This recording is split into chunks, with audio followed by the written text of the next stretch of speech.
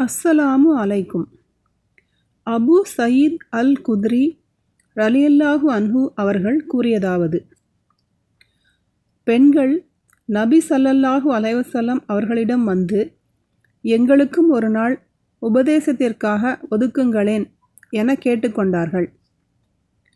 அவ்வாறே நபி ஸல்லல்லாஹு அலைஹி வஸல்லம் அவர்கள் பெண்களுக்கு ஒரு நாள் ஒதுக்கி உபதேசம் செய்தார்கள். அதில் ஒரு பெண்ணுக்கு 3 குழந்தைகள் இறந்துவிட்டால் அவர்கள் அப்பெண்ணை நரகத்திலிருந்து காக்கும் திரையாக இருப்பார்கள் என்று கூறினார்கள். ஒரு பெண் 2 குழந்தைகள் இறந்தால் என கேட்டார். அதற்கு நபி ஸல்லல்லாஹு அலைஹி வஸல்லம் அவர்கள் 2 குழந்தைகள் இறந்தாலும்தான் என்றார்கள்.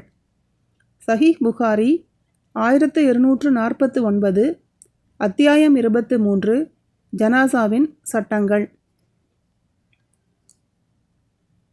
மேற்கண்ட ஹதீஸ் மற்றோர் அறிவிப்பாளர் தொடரில் அபு சயீத் ரலியல்லாஹு அன்ஹு, அபூ ஹுரைரா ரலியல்லாஹு அன்ஹு ஆகியோர் வழியாக வந்துள்ளது.